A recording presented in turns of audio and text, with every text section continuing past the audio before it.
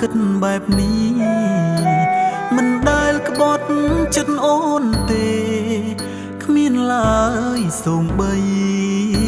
សាវ៉ារឿងខុសកុំរប្តីអូនល្អស្មោះនឹងស្នេហាគេនោះមិនមែនជាសង្សារកុំយល់ខុសណាខឹងនឹងប្តីអូនជាមនុស្សស្រីដែលបងស្រឡាញ់ថែរក្សាក្រាបទំដល់មេបាបានរៀបការតាមប្រពៃណីតែសុំរឿងនេះអូនបាក់ចិត្តហើយយល់ពីប្តីឈប់ខឹងប្រច័ណ្ឌណាថ្លៃប្រុងនឹងស្រីជារឿងធម្មតាស្ដាប់បងសិនមុនប្រច័ណ្ឌរករឿងគេគ្មានអ្នកបំបាយស្នេហ៍ទេកុំគិតនាំឲ្យប្រឆាហើយគេម្នាក់នោះមិនអាចជ្រៀតជ្រៅស្នេហាជាស្រីក្នុងនាមកិច្ចការ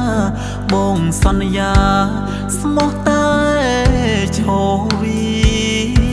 ប្រពន្ធបងអើយអូននេះហើយក្រពេញស្នេហាឈប់ខឹងត្រូវគ្នាវិញណាកុំទៅណាចោលបងបែបនេះកុំប្រើអារម្មណ៍ក្រសែភ្នែកដាក់បងដូចនេះអភ័យប្តីអូនល្អទេបងគ្មានអ្នកណាក្រៅពីអូ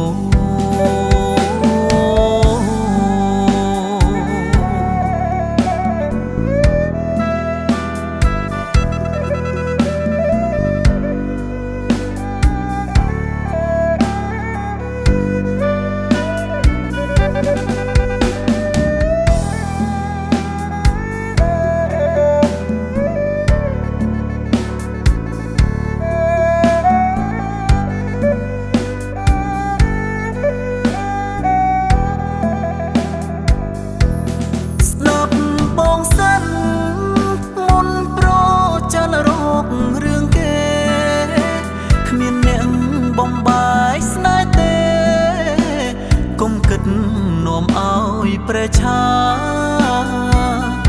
ហើយគេម្នាក់នោះមិនអាចជ្រៀតជ្រៅស្នេហាជាស្រីក្នុងនាមកិច្ចការបងសន្យាស្មោះតែឈរវីប្រពន្ធបងអើយអូននេះហើយក្រពេញស្នេហាឈប់ខឹងត្រូវគ្នាវិញណាកុំទៅណាចោលបងបែបនេះកុំប្រើអារម្មណ៍ក្រសែភ្នែកដាក់បងដូចនេះអភ័យប្តីអូនល្អទេបងគ្មានអ្នកណាក្រៅពីអូ